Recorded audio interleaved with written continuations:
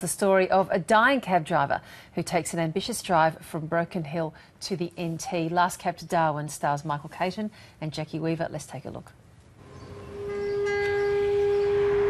We didn't get it all, Rex. I'm sorry. How long? 3 months. At best. There you go, then. You're looking for a volunteer, aren't you? Not that simple. Where do I find you when I get to Darwin? Driving? Are you really going to do this? I've never been more sure of anything in my life. I miss you, Rex. Okay, dog. Shit, shower and shove off. What are you going Darwin for? None of your business.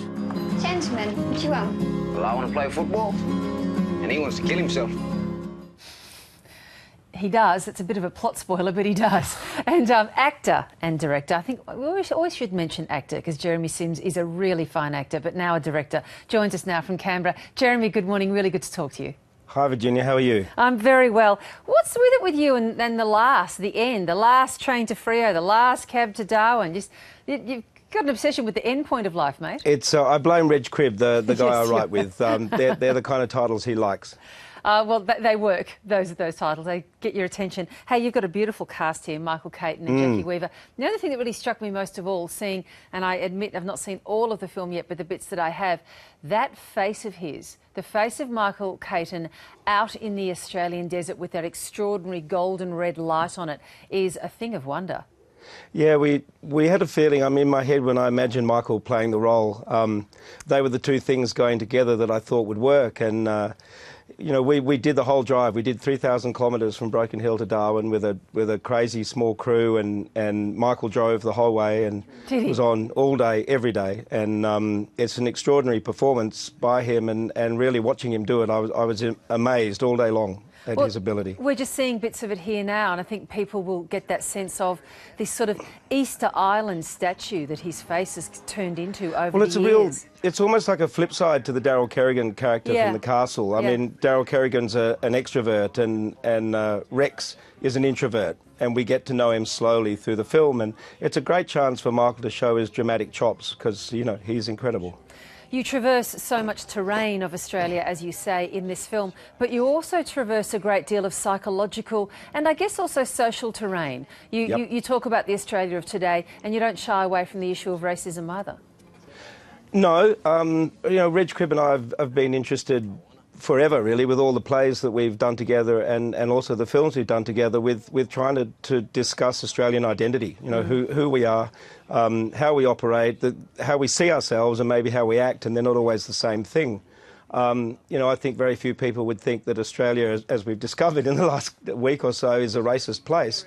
And yet, for instance, on the road between Broken Hill and Darwin, there are 12 or 13 towns that are divided distinctly between race. There are black towns and there are white towns even today. So just staying on that for a moment, watching the Adam Goodes furore unfold as it has over the last few weeks, what have your feelings been, Jeremy? Oh, look, I think the thing that's been most annoying to me is this sort of furphy that the reason they're booing is he's not a good bloke. I mean, everybody that knows Adam, that's worked with him, that's played with him, that's seen him do anything, knows he's a good bloke. What happened to Adam, as far as I can understand, is he discovered in his early 20s his heritage and where he comes from. And, you know, the fact is, if you're Aboriginal, then between 5 and 7 generations ago, you lost your law and your culture completely. And we in white Australia need to have a better understanding of the psychological damage that does through generations. And he's just beginning to understand it and asking questions, and we shouldn't be angry at him for doing that. You know, I think it's been a really good wake-up call for all of us.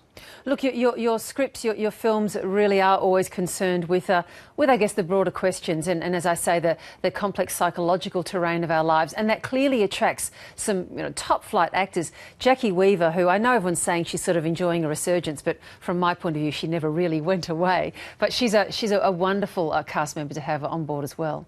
Yeah, and she's very loyal to this project. She was involved in the stage play sort of version of this story 15 years ago, no, 12 years ago now. well before Animal Kingdom and all that stuff. So she was over in America and she read the script and she said, "Oh, my darling, it's the best version of the story that I've read and I really want to be involved." So she was. I mean, it wasn't easy getting her out here for 2 weeks in between 7 other projects, but she's a very loyal person, Jackie, and we couldn't have got it up without her, and we're really grateful. I know it's taken a long time for you to get this film project up, I think about 7 years. How do you feel now looking back on the work that you've done? Oh, it's just so exciting at the moment. I mean, it's very easy to make a film in Australia and have it just disappear. Yep. And this film's going out on 220 screens, which is daunting and terrifying for me, because it starts on Thursday, and we're all going to be looking at the numbers. But yes, a lot of people have watched the film and said, "You know what, I think this plays broad. You know, it's very purposefully on my part entertaining. You know, it's funny and it's moving and it has big issues in it, but at the same time you can have a giggle as well." And everyone just watched and said, "You know what, we think we're going to put this everywhere." So Icon, who are distributing it, are doing a brilliant job, and we're really going to give it a red-hot go because all the audiences we played it to are loving it. Oh, good on you. And who knew you could have a giggle at euthanasia? Sorry. It's possible. Plot spoiler there. Just very quickly, We're Jeremy. Australians. Any chance you'll be back on the stage or the screen as an actor sometime soon too? Oh, look, I hope so. I just did a little turn in Brendan Cowell's Reuben Guthrie. Yes. Where I played the boss, and that was great fun. I was only on it for a couple of days of work. I miss it terribly, and I miss the theatre terribly. But now that this is done and out there in the world, I think in the new year I'll start to have a look at doing some acting again. Look, I'd love to see you back on the stage and the screen as well. Nice to talk to you, Jeremy. Thanks, Virginia. Good luck. And that movie opens on Thursday, Last Cab to Darwin.